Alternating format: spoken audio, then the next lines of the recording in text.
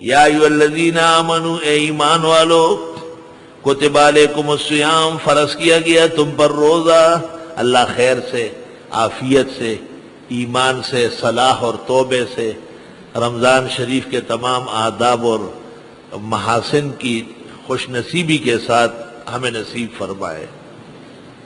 مسلمانوں کا مذہبی بہار ہے وہ۔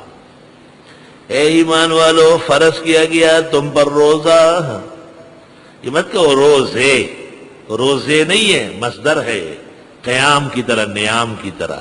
اگر یہ لفظ جمع ہوتا صوم کا روزے تو آگے ہوتا کما کتبت، جمع جب گزر جائے تو ضمیر مؤنث کی راجی ہوتی، اور آگے ہے کما کتبا، تو ترجمہ ہے اے ایمان والو، فرض کیا گیا تم پر روزہ جیسے فرض کیا گیا تھا ان لوگوں پر جو تم سے پہلے تھے، لعلکم تتقون، تمہیں چاہیے پرہیزگار بنو۔ روزے کی پہلی حکمت گزشتہ امتوں نے رکھا ہے تو یہ امت بھی رکھے۔ روزے کی دوسری حکمت احکام کی پابندی فرض کے درجے میں۔ روزے کی تیسری حکمت ہم آہنگی۔ روزے کی چوتھی حکمت تقوی اور پرہیزگاری۔ ایام معدودات، دن ہے گنتی کے، یہ نہیں فرمایا شہرن کاملا، کیونکہ اس میں تنفیر ہے، اور ایام معدودات، دن ہے گنتی کے، اس میں ترغیب اور تشویق ہے۔ سبحان اللہ۔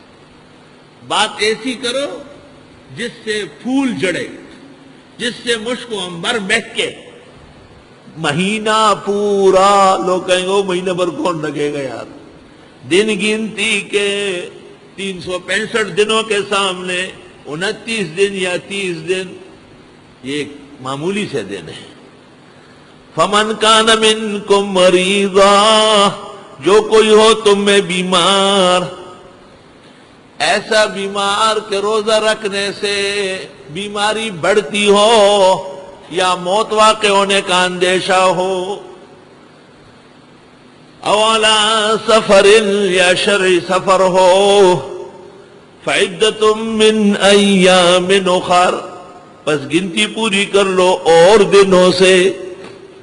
بیمار کہتے امام بخاری نے تمام احادیث یاد کی تو استاد نے ان کو کہا حمیدی نے تفقہ، فقہ بھی پڑھو۔ کہا یحاج الی الفقہ، فقہ کیا ہوتی؟ حدیث مجھے یاد ہے، جب بھی مسئلہ آئے گا حدیث پیش کروں گا۔ تو نہ علی بن مدینی، حمیدی نہیں، علی بن مدینی نے کہا انا مسکوم، مجھے زکام ہے، ناک بہہ رہی ہے، والزکام فی الطب ام الامراض، علی یحل لی اللہ اصوم یوما، میرا شدید زکام ہے اور طب میں لکھا ہے زکام بیماریوں کی جڑ ہے، تو آج میں روزہ نہ رکھوں۔ تو بخاری چپ ہو گئے۔ پھر فرمایا میں اس محلے سے، جیسے گلشن اقبال سے گلستان جوہر جا رہا ہوں تو روزہ افطار کر لوں، پھر چپ ہو گئے۔ فرمایا اسی کو فقہ کہتے ہیں نا، کہ وہ مرض جو مبیح ہے افطار صوم کے لیے، اور وہ سفر جو مبیح ہے عدم صوم کے لیے، یہ فروق جہاں بتاتے ہیں اس کو فقہ کہتے ہیں، یہ تفصیلات جہاں ہوگی اس کو فقہ کہتے ہیں۔ اور پس جو کوئی تم میں بیمار رہا یا سفر پر، فعدۃ من ایام اخر، پس گنتی پوری کر لے اور دنوں کی۔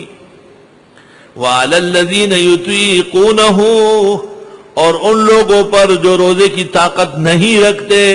اطاق یطیق میں حمزہ سلب معنی کے لیے ہے، طاق یطیق کے معنی ہے استطاع یستطیع، اور اطاق یطیق عدم طاقت، ما طاقہ مستطاع۔ اور ان لوگوں پر جو روزے کی طاقت نہیں رکھتے، شیخ فانی ہے یا ایسے مرض میں مبتلا ہے کہ امکان نہیں کہ یہ کبھی بھی رکھ سکے، فدیتن، فدیہ دینا ہے، طعام مسکین، کھانا کھلانا ہے بیچارے کو، ایک ناچار غریب کو کھانا کھلانا ہے، ایک مسکین کو 2 وقت، غداءً و عشاءً، صبح اور شام، غداءً و عشاءً۔ بخاری شریف میں حضرت انس نے کہا ہے کھانا کیا ہوگا؟ متوسط خبزن ولحمن، روٹی اور گوشت کا سالن، نہ مرغ و بریان اور نہ ساگ اور دال، نہ مرغ و بریان وہ اعلیٰ ہے اور نہ ساگ اور دال یہ ادنا ہے، خبزن ولحمن، روٹی گندم کی اور گوشت بچیا کا یا جو بھی گوشت ہو پکا ہوا، خبزن ولحمن۔ فمن تطوع خیرا، جس نے بھلا کیا اپنی طرف سے، ایک مسکین کی جگہ 10 کو کھلایا، 10 مسکینوں کی جگہ 100 کو کھلایا، فهو خیر له، وہ بہتر ہے اس کے لیے۔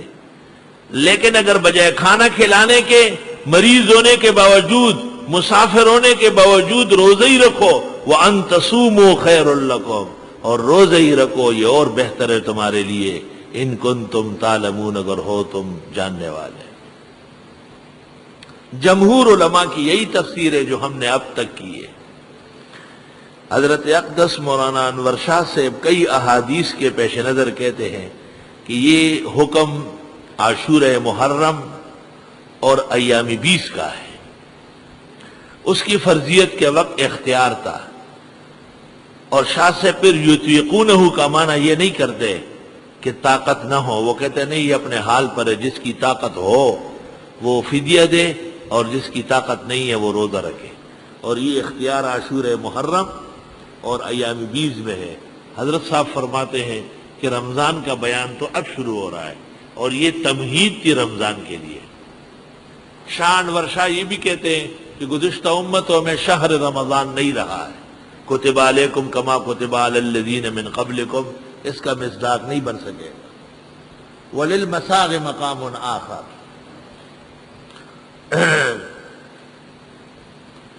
شہر رمضان الذی انزل فیہ القرآن، مہینہ رمضان شریف کا وہ ہے جس میں اتارا گیا قرآن، ھدی للناس، یہ قرآن ہدایت ہے کل کائنات کے لیے، تمام لوگوں کے لیے، ھدی للمتقین، آخر دوسرا پارہ ختم ہونے کو ہے۔ وہ جو پرہیزگار تھے اب یہ عام لوگ بھی پرہیزگار بن گئے۔ ھدی للناس وبینات من الہدی والفرقان، اور یہ واضح دلیلیں ہدایت کی، والفرقان اور فرق کرنے والے کی۔ ھدی للناس وبینات من الہدی والفرقان، یہ صفات ہے، سب سے بڑی صفت قرآن کی ہدن ہے، اور پھر ہدایت بھی ایسی جو باطل سے علیحدہ کر لے، اس لیے والفرقان کہا، وانزل الفرقان۔